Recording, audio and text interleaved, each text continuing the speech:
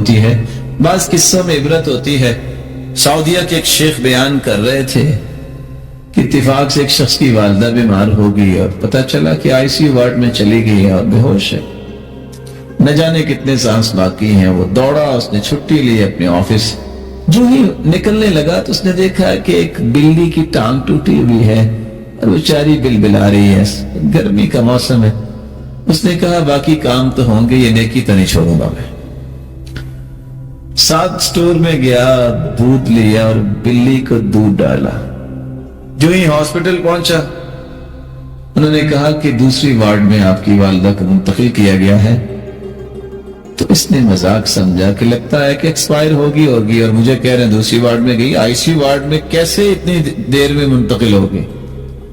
خیر وہاں پہنچا تو ماں ہوش میں تھی۔ کہا ماں یہ کیا؟ کہا بیٹا میں تو خواب میں مجھے نظر آیا ایک بلی دعا کر رہی تھی، اللہ نے قبول کر لی ہے اور میں ہوش میں ہوں، مجھے انہوں نے یہاں منتقل کر دیا۔ یہ باتیں سمجھنے والی ہیں۔ وفی کل ذات کبد رطب اجر، ہر جاندار کے ساتھ احسان کرنے کا اجر ہے۔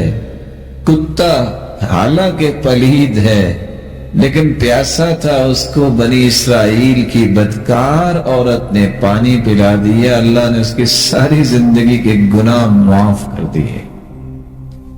اگر ایک مسلمان کو آپ پانی پلا دیں جو اشرف المخلوقات ہے، تو اگر کتے کو پانی پلانے والی کی بخشش ہو سکتی ہے تو مسلمان کو پانی پلانے والے کی بخشش نہیں ہوگی؟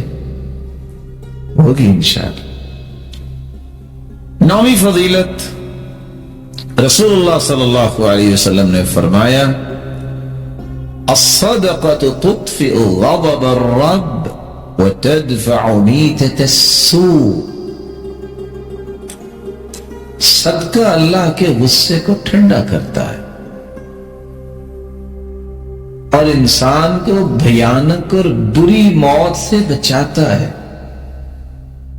کتنے ایسے مواقع آپ یوٹیوب پہ جائیں آپ کو نظر آئیں گے، ایسے بیڈ ایکسیڈنٹ اور انسیڈنٹ وہاں پڑے ہوئے ہیں، تصور ہی نہیں ہوتا کہ کوئی بندہ بچا ہوگا، بندہ بالکل ٹھیک، گاڑی کی کوئی چیز نہیں بچی لیکن بندہ صحیح سلامت۔